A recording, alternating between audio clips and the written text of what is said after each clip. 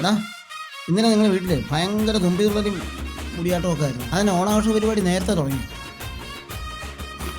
ചേട്ടൻ കേട്ടായിരുന്നു? ആണ്ട് അതല്ല ഞാൻ ചോദിച്ചേ.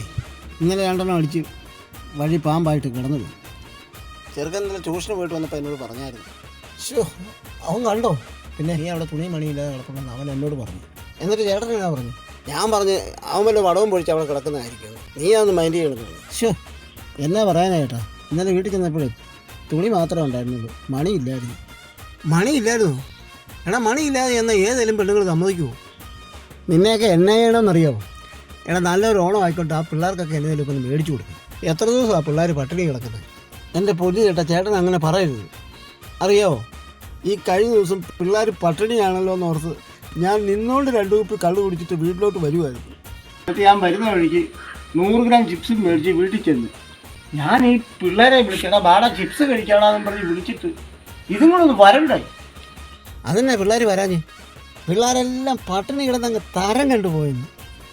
എടാ എന്നും ഇങ്ങനെ വെള്ളം പിടിച്ച് നടക്കാതെ ഈ ഓണത്തിനേലും പിള്ളേർക്കൊക്കെ വല്ലതും ഒന്ന് മേടിച്ചു കൊടുത്തിട്ട് ഓണമൊക്കെ ഒന്ന് ആഘോഷിക്കും.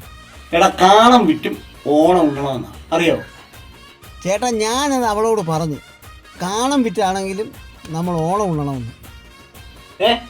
എന്നിട്ട് ഞാൻ പറയടി നിന്റെ കെട്ടുതാലി ഇങ്ങ് തരാൻ പറഞ്ഞപ്പം അവൾ എന്നോട് പറയുക, കാണം വിറ്റാ ഓണം ഉണ്ണണ്ടേ, അല്ലാതെ നാണം വിറ്റല്ല ഓണം ഉണ്ണണ്ടേ.